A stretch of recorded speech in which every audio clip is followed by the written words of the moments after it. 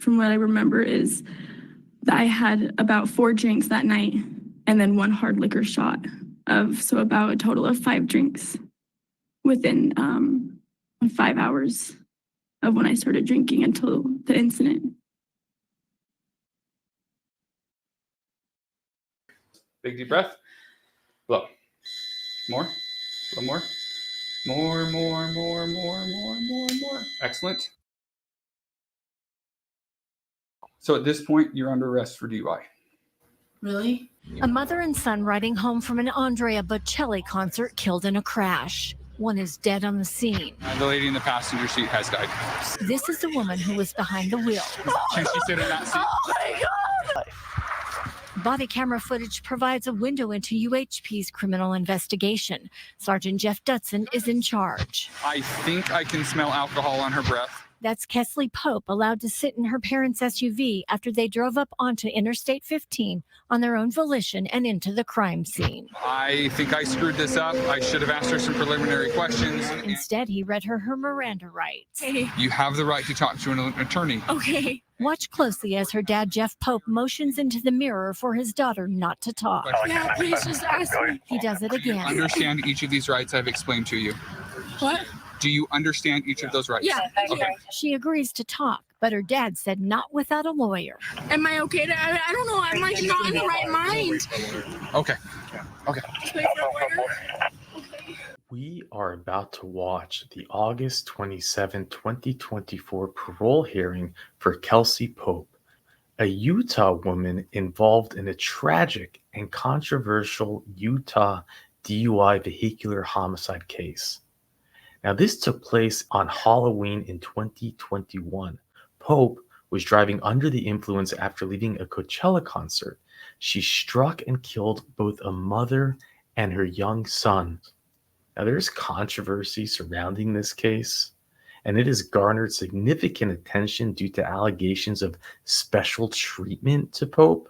For one, Pope's father was allowed to drive Pope, his daughter, from the scene of the accident to the police station.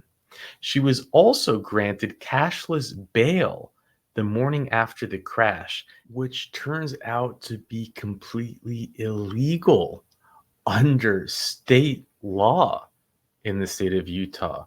And when the judge was reached out for comment, there was none. Now, through our coverage of this hearing, we'll have access to body cam footage, recorded jail phone calls, and other crucial details that I'll drip through the hearing and unpack at the end. Now, I do want to give a shout out to investigative reporter Wendy Holloran from KUTV. It was her comprehensive coverage of this case that makes this possible. For those interested in taking a deeper dive into the case, you'll see a link to Wendy's original reporting in the description below. With that, let's jump in. For an original hearing for Kesley Pope. Is that you, ma'am? Yes, I'm Kesley Pope. You know your offender number? Yeah, my offender number is 254630. Thank you. My name is Blake Hills. I am a member of the Board of Pardons and Parole, and I've been assigned to conduct the hearing. I need to swear you in, so please raise your right hand. Do you promise that the testimony you will give will be truthful and accurate? Yes, I will be truthful and accurate. Thank you. Go ahead and put your hand down. Ms. Pope, did you receive 7 days written notice of the hearing? Yes. Did you receive a blue disclosure packet? Yeah. Did you review it? Yeah, I did. Are there any questions or concerns about the packet, or was it generally fine? No, it was generally fine. Okay. Yeah. Are you ready to go forward today? Yeah, I'm ready. Let me explain a few things for your benefit and the benefit of those who are here. First, no decision will be announced today in this hearing. Do you understand that? Yeah. It's something that will come later, and I'll talk about that more towards the end. No problem. The way we will proceed is there is a victim representative here who I've been told wishes to speak. So we will hear from him first. Okay. Then you'll have an opportunity to respond to him. And at that point, it will just be a response only to what he has said. Do you understand that? Yeah. After that, you and I will talk about the offenses, what you've been doing in prison, and what your release plans are. Okay. Do you understand that? Yeah. You'll have an opportunity at the end to bring up anything you think the board needs to know that we haven't covered. Okay. Do you have any questions about any of that? No, I'm ready. Okay. Sir, would you come up to the microphone, please? And will you please raise your right hand? Am I allowed to turn?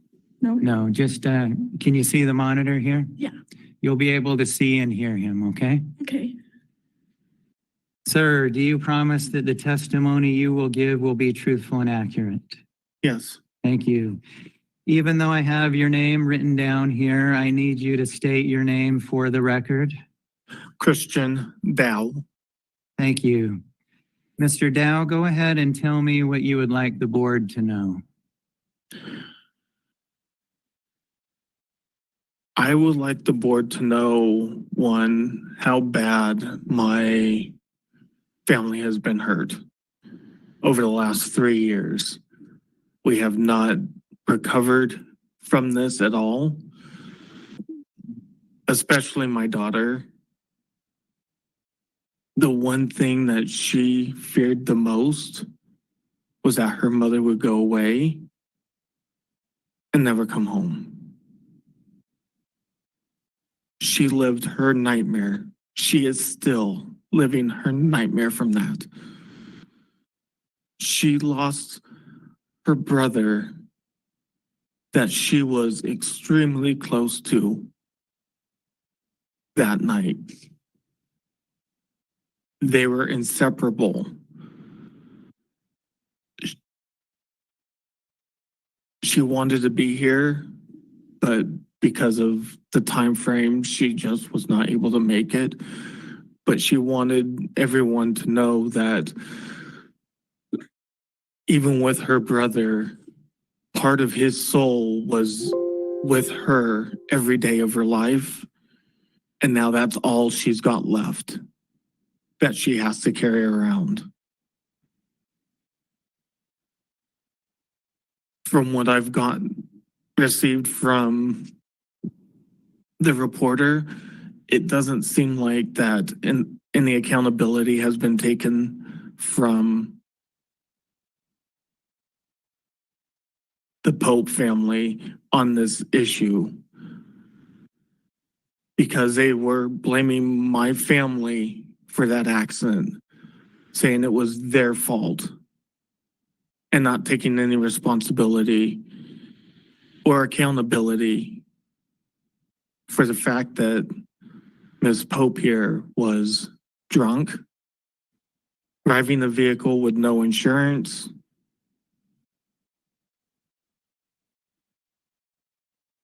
and for me personally, it's appalling on how things were handled. And personally, also, I think only 5 years for both my wife and my son is also appalling. I understand that the judge says that's the minimum, and that's why he gave it to him. But it's not enough, in my opinion. I don't know if it's possible to overturn that ruling at this point. And if it's not, personally, she needs to stay for those 10 years and really think about and really take accountability for what's happened here. My son won't speak, but he's completely devastated here. we are all trying to put the pieces back together the best that we can, and we just can't do it. Even till now, we're just struggling. My daughter has become emancipated, trying to go out on her own. I think part of it is because that's what she really wanted, but I think part of it has to do with the fact of the accident happening and trying to control something in her life because her whole life was upside down.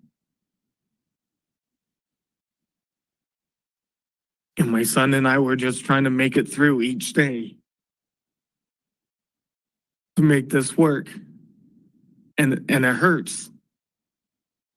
I can't think about it because it tears me up. And I can't say for sure, for a fact, but I'm sure my son feels the same way. My daughter wanted to come in here and speak and put her mind out there, but she chose not to. I just think more needs to be done in this case to show where the law and their thoughts and their emotions and their actions play a big part, and it needs to change completely. Thank you, sir. Thank you for that very well-spoken, heartfelt statement. Ms. Pope, you're not required to respond, but you may respond if you wish. Do you wish to give a response? Yeah, I would. Now, you'll need to, we want Mr. Dow to be able to hear you, so can you move just a bit closer to the microphone so he can hear? Okay, can you hear me now? Yes. Okay.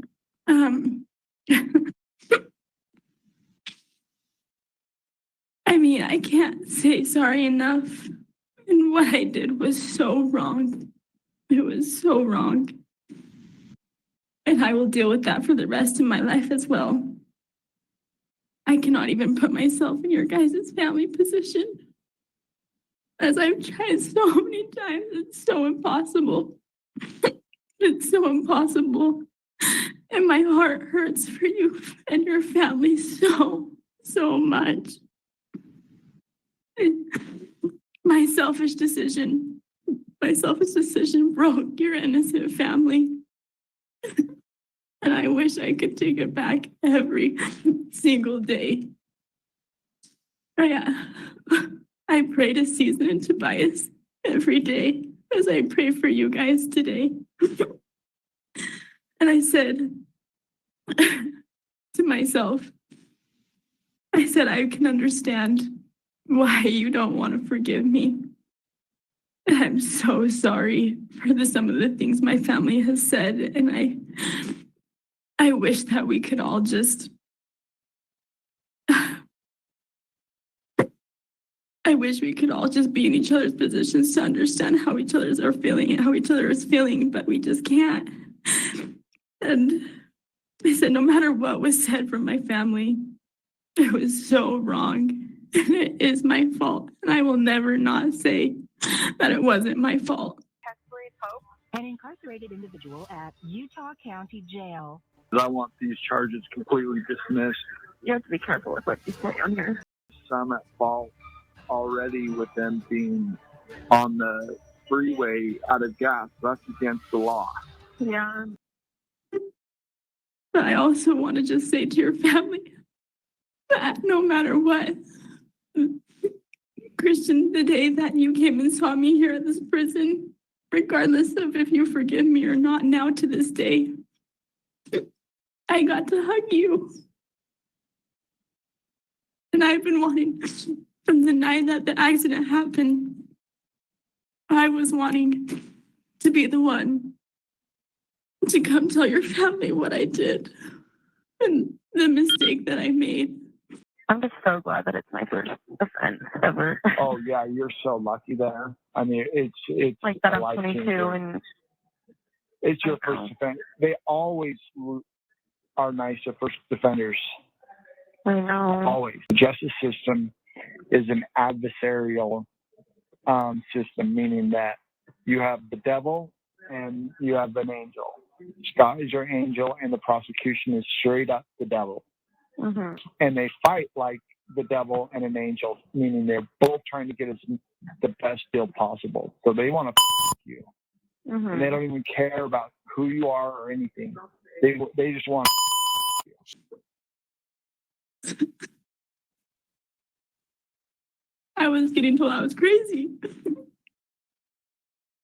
No, Kesley, you're not going to go tell them. Please let me be the one to go tell them that this was me. And I was reflecting on some of my journals just last night, and I want to apologize because I was thrown off by this news segment that I saw last night. Because I went back and I looked at my journal and I wrote about the best day of my life is when Kristen Dow came and saw me here. And I got to feel closer to their family and understand their hurt, because I was living in the what ifs and the regrets. And I was living in so much devastation in my head. Every single morning as those lights turned on, I was reminded of what I did every single day. And when he came and saw me that day, he inspired me to be a better person no matter how hard times get. And so I want to say, no matter how you feel, I will respect it and I understand it. And I am so sorry forever and ever. And I validate everything that you're feeling. And I will try to understand for the rest of my life. So thank you for sharing. And that's what I have to share to him. All right.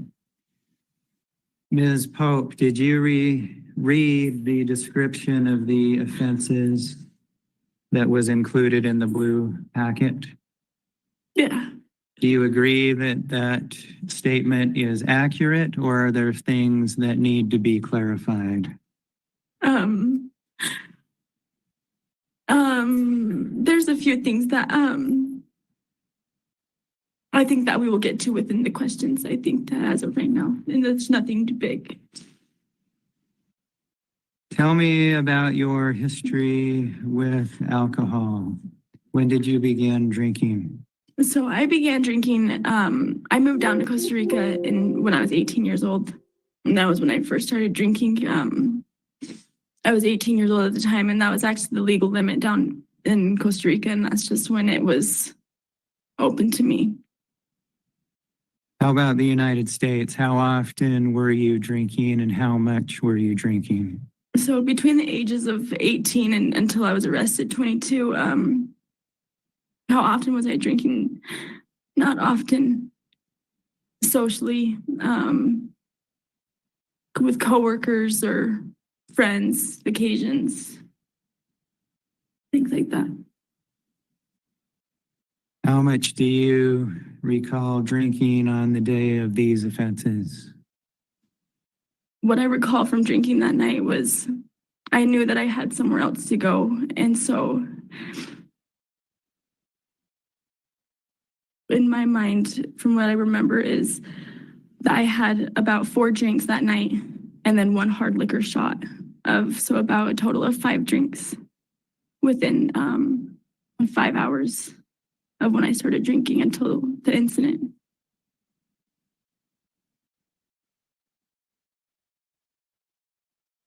Let's talk about programming. You were in the Elevate program. Yeah.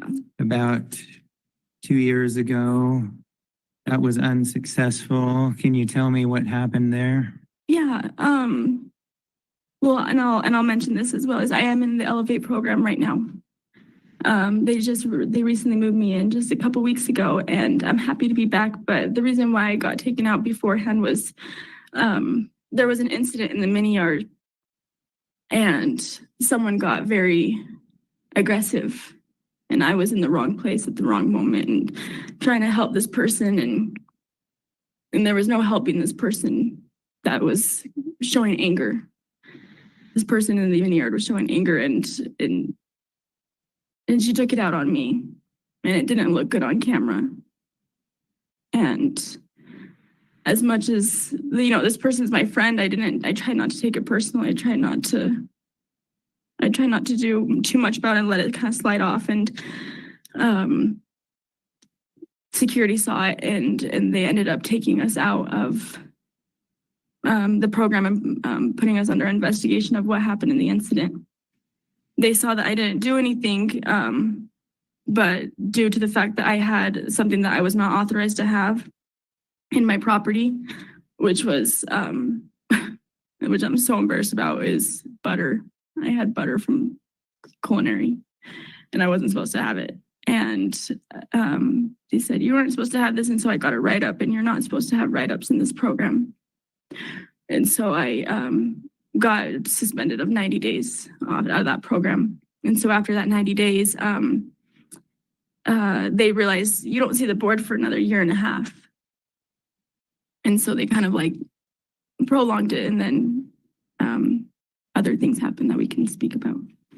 Have you been in the Elevate program long enough to learn anything that will impact your thinking or behavior? Oh, absolutely. Tell me what it is. Yeah, Dana and Kim, they're amazing women. And they understood that, I would walk into some of these groups and these women would be sharing these insane stories of their addiction. And I would sit there and I'd be not, I don't want to use the word fascinated, but I'd be like very inspired by them.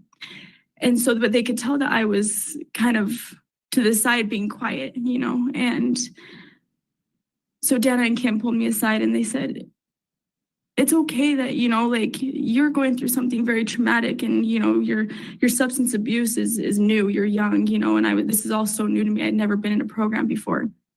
And so I learned how to feel feelings without feeling so much guilt. And they were teaching me how to forgive myself, and they were teaching me how I can live a life without alcohol. And they were teaching me how to deal with anxiety and PTSD. And they were teaching me so many life skills that I'll hold on to forever. I was in there for about 6 months, and I was in the pre-Elevate, which I didn't understand what pre-Elevate was, but I know it's just because I had a little bit more time, a little bit longer to do. Okay. One thing that you mentioned yourself that is concerning is there have been a fairly large number of disciplinary violations. Can you tell me generally what is going on that has led to 3/4 of a page of disciplinary violations? Yeah, I can. Oh, I've reflected on all my write-ups, every single one of them. And even if the ones that didn't make sense to me in the moment, I'm choosing to learn why following rules is important. And some of these rules are a lot of housing rules.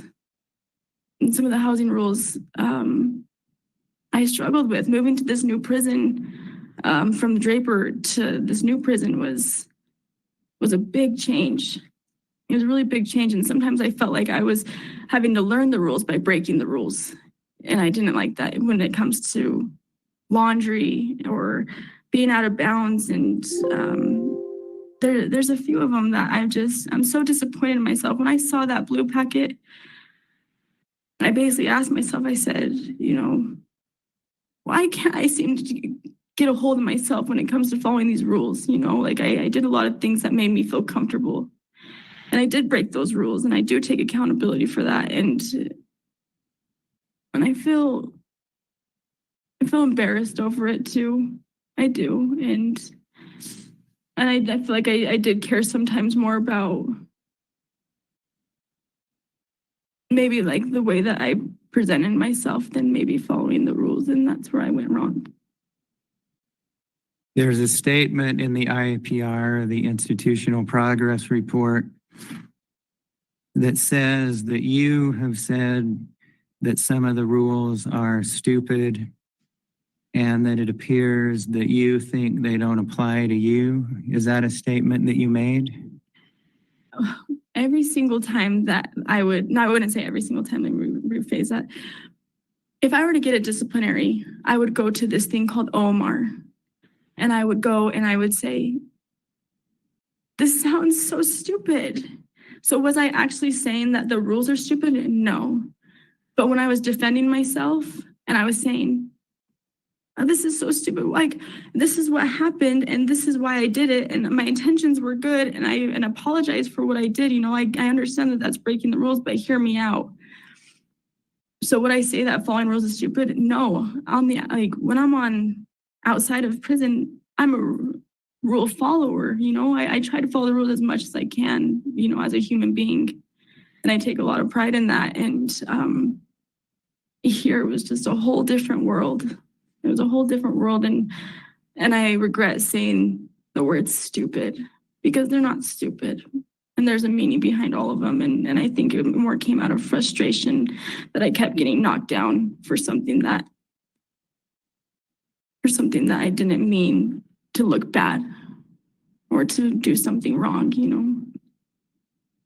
If you were to be released, where would you live? So I'm open to so many things if I were to be released. I've been working with my case manager so much when it comes to this case manager, Officer Hooley. He's such a good man. As mad as I was at him for some of the things that he said to me or some of the things that he came to me with the truth, and I was so mad with the truth, and he would sit me down and he would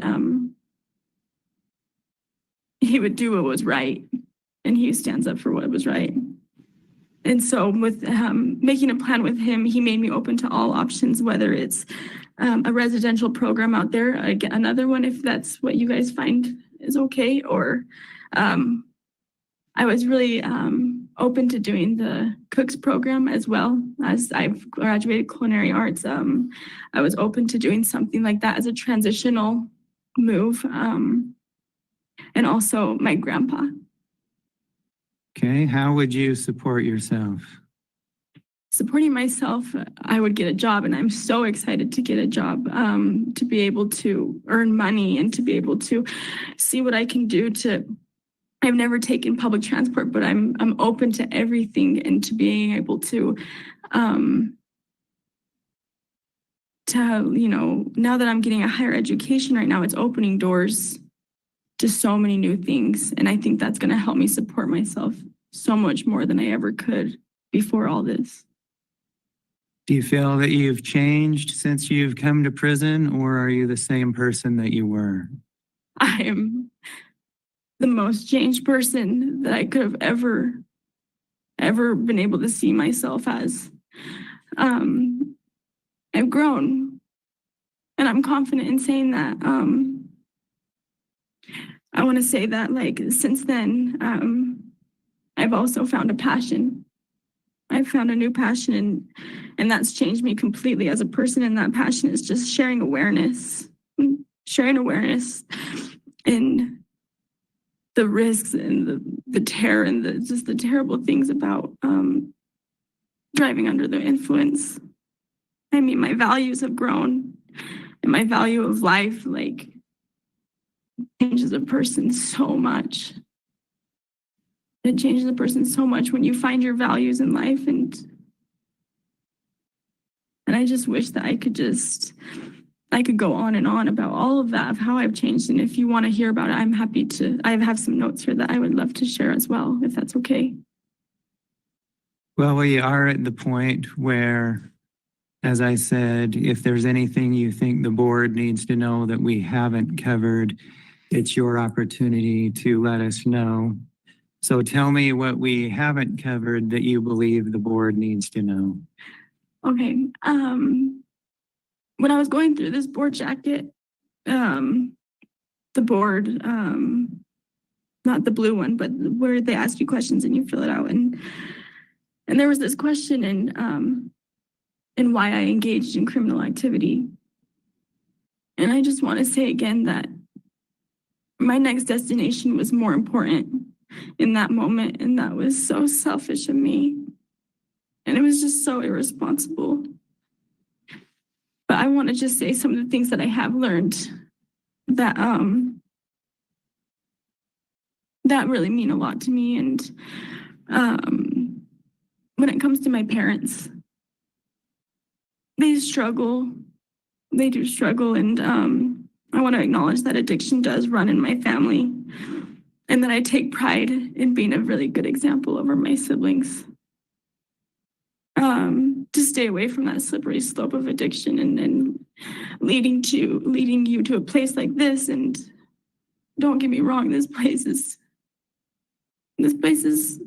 amazing things, but it also is not a place that you want to be in. But the thing is, the moment that you hurt somebody, this isn't the scary place. The scary place is what's in your head, knowing that you hurt someone. And knowing that you hurt innocent people. And then, but also some more things that I learned is that my family's also trying to learn how to save lives as well. You know, my father does carry around a breathalyzer with him in his car, and he doesn't drink. But he told me this story, and he said, I saw a guy getting into his car they're up at the ski resort. He's about to get in his car, and he said, hey man, how about you do this? You know? He says, oh, thank you, you know, and he uses my father's breathalyzer, and he says, how about you wait just a little bit? You know, my daughter's sitting in prison right now due to this thing, you know, and my family's out there sharing the story.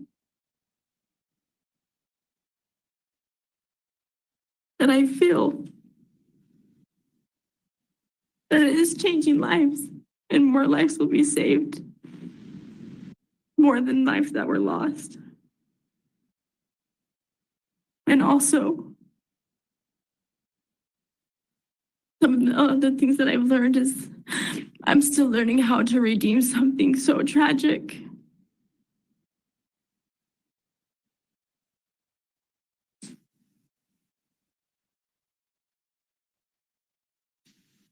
And take this and turn this into something inspiring. I'm great. I've learned how to forgive others and repeatedly forgive myself. I've learned to humble myself and to get my priorities straight. And just to lighten some things up, I mean, I've learned so many cool things from these programs here. You know, I've learned to cook, and I've learned to stay organized, to communicate with all personalities. I've learned to plan and to not judge. I grew my faith, and I've learned to serve others. And I've learned the woman that I want to be. And that's a strong, inspiring woman. I'm growing my education. I'm growing my education so much, and that's something that I would never, ever would have thought that I would have been doing. I've participated in Slick Community College multiple semesters. I graduated culinary arts. I'm in web and graphic design, and I'm so grateful for that. I do UPEP. I do, you know, I've worked as an ADA worker for this lady, she was just so sweet, who just inspires me so much. And she was an alcoholic as well, and her stories just inspire me to stay strong. There's so many things in this prison that has inspired me so much, and even just down to the small AA groups and the religious services and just everything that I could possibly participate in, I have. And I worked hard for that every single day that I was here, regardless of, you know, even with the times that I was getting in trouble, that I sat there, I said, that's not going to stop me from trying. And for those of you who don't know, my blood mother came here. When my blood mother came, and that was something that I would have never expected. And really, I knew she struggled with addiction, And so when she came here due to DUI offenses, I was so like ready to just take care of her and show her the way of what this place can offer you, you know, and make a positive effect in this and say anybody could end up here. And I'm so grateful that she didn't hurt anyone as well. But she did the Elevate program, and they said that in my blue jacket, that's one thing that I also wanted to mention, that in that blue jacket, they said that I couldn't get back in, but there was long periods of time actually that I was on an eligibility list to be able to get back in without, you know, I've had one write-up this whole year in the, you know, in 2024. And the reasoning why they couldn't put me back in it on top of, you know, that write-up was that my mother was in there. And due to therapeutic reasons, they wouldn't let me into the program to finish this program until my mother left. And so she just has left in this past July. She actually got out and she's doing really well. All right. Thanks for telling me that. We need to wrap things up here shortly. Is there any last thing that the board needs to know before making its decision? I just ask that you listen to the DAOs as well as you listen to our hearts, and just know that I'm so sorry for hurting our community as well on top of my victims. And I will do everything I can to redeem it, no matter what. But until then, that's all I have to say. Or I'll just keep going on and on.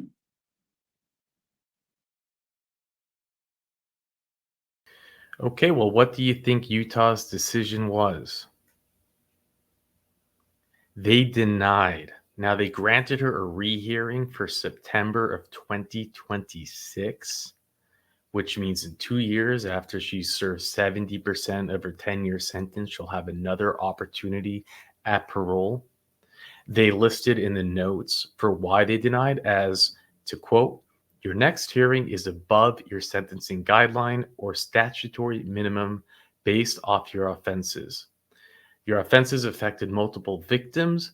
The family expresses significant impact financially, emotionally, or physically, and does not support release." Now, of course, I think that was clearly the right decision. The idea that she received a maximum of 10 years, 5 years for each life taken, does seem just far too little. But I do want to point out, for those of you who are maybe new to parole hearings, is that we often see those who have taken multiple lives in vehicular homicides get out earlier than 5 years. When the media does not pick up a case, they tend to release these type of parolees. And what's strange about this is one might think, you know what, an accident can happen. Someone will get behind the wheel drinking a little bit too much, and they'll take a life. It can happen. But what's odd, what I find to be odd, is the consistency in which we see those who take the lives that just don't really seem to feel that remorse, that don't seem to have the empathy that others might have. We see so often where there's this like careless attitude, or that they actually view themselves as the victim. And I think that we saw a lot of that here today, both at the time of the accident, after, while she's being interrogated, just the mood in the room, then the phone calls, and at the parole hearing. Now, again, I want to give a special shout out to the investigative reporter, Wendy Halloran with KUTV, because without her work and staying on top of this, it might just be another case, one forgotten, where the victims are left alone, feeling unheard, feeling re-victimized over and over and over again. For a father to lose a son and a wife, and then to have the system do what it did, which is unconscionable, which is unexplainable. They allowed her to to get into the car to drive to the police station, which of course is, and anyone with common sense, what, you can't do that. This is a homicide investigation. What if she had hidden narcotics on her persons? You know, when they were driving to the police station, the car actually did leave the path of where they were going. That is in the information of this case. They lost track of the car with her in it for some time before it finally made its way to the police station. Think about that. It is shocking. Then when she was released without even a cash bond, that's illegal according to the state of Utah. And when this investigative reporter Wendy brought it up to the judge, there was no comment. Well, there was some type of comment from the court. It was one of those, you know. It does make one wonder. And, you know, from watching this parole hearing, again, I think it comes down to there's something inherently two-faced about parole hearings. It's in the nature of it. How can you, in one sentence, talk about the pain that you've caused and how you feel so bad and how it hurts you so much and how you hope for maybe one day forgiveness? But meanwhile, they're standing across from you pleading to the parole board that she serves her time. How can one ask for parole and give a speech about remorse and saying, I wish I could take it back, when they do have in their power the ability to offer one thing to the family that you victimized, to the man whose son you stole from him, to the man whose wife you robbed from him? There is something that you can do. And that would be just a few words. I waive my right to parole.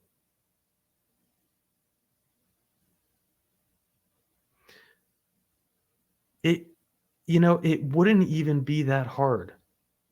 She must have known that the likelihood of her getting parole, it's a percentage game. There's got to be some type of, but she was willing to take that chance.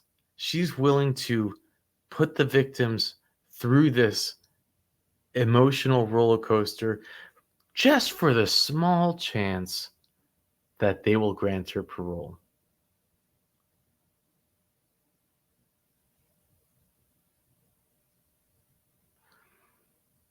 Wouldn't it have sent a much more powerful message? Couldn't you have said everything in just those few words? Maybe that actually could have bridged the gap to some form of healing. I'm not saying healing, but I'm saying something versus creating that. I mean, let's just think about that. To add continued insult to injury, in my opinion, is her record is awful. And we have covered probably 5,000 parole hearings across both my channels on the 5 different states that we cover. And in Louisiana, you can't even have a parole hearing if you have one write-up within 12 months. And they've recently passed new legislation where it's going to be you can't have a write-up, I believe it's within 16 months of a parole hearing. They just won't. They'll just take you off the docket.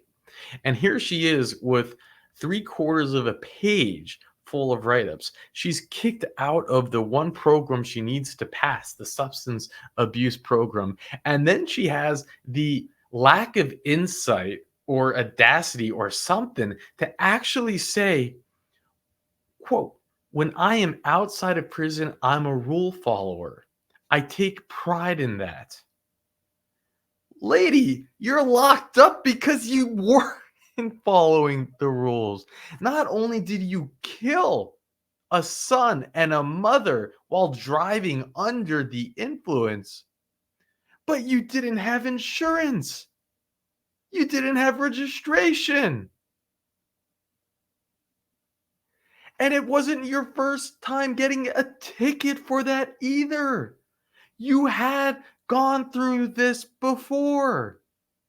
She has citations for driving without insurance. I mean, that's the one thing that everybody knows. You need insurance.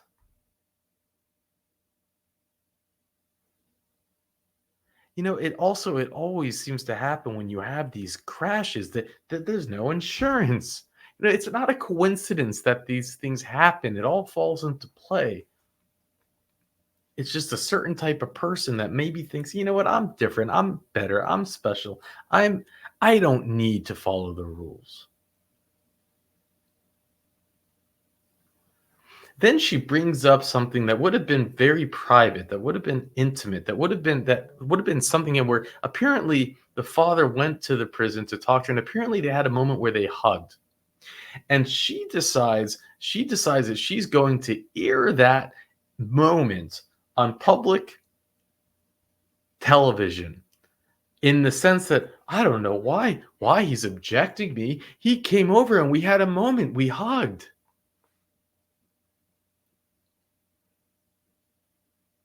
She wanted to make sure that the parole board knew that. What was he implying, that he had forgiven her and now he changed his mind? What is he implying? You know, it's one of those cases. You don't go to a Coachella concert on Halloween and not have the premeditation that you are going to drive intoxicated. Again, there are people that they go to dinner, it's unexpected, they don't, I'm not going to drink, then they have a wine, you're going to a festival. You knew what you were going to do. Why did you even drive your uninsured, unregistered vehicle? Take a bloody Uber. You telling me you didn't have a friend that would have taken you?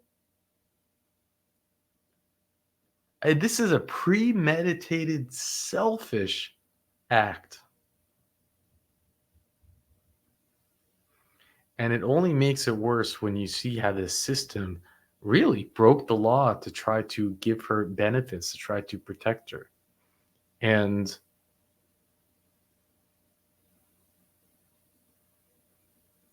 there is a lawsuit happening now where the father is trying to sue both, I think, her family and also the police, for violating the law. I don't know how that's going to work out, but we'll keep track of this case. We do with all of our cases.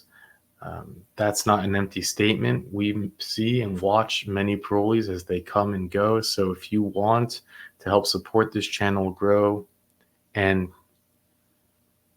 be kept in tune with follow-up parole hearings, please subscribe.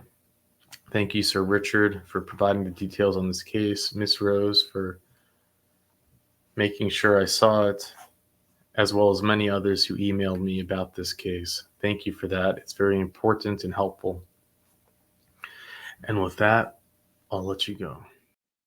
And my son and I were just trying to make it through each day to make this work. And it hurts. I can't think about it because it tears me up. And I can't say for sure, for a fact, but I'm sure my son feels the same way. My daughter wanted to come in here and speak and put her mind out there, but she chose not to. I just think more needs to be done in this case. to show where the law and their thoughts and their emotions and their actions play a big part, and it needs to change completely.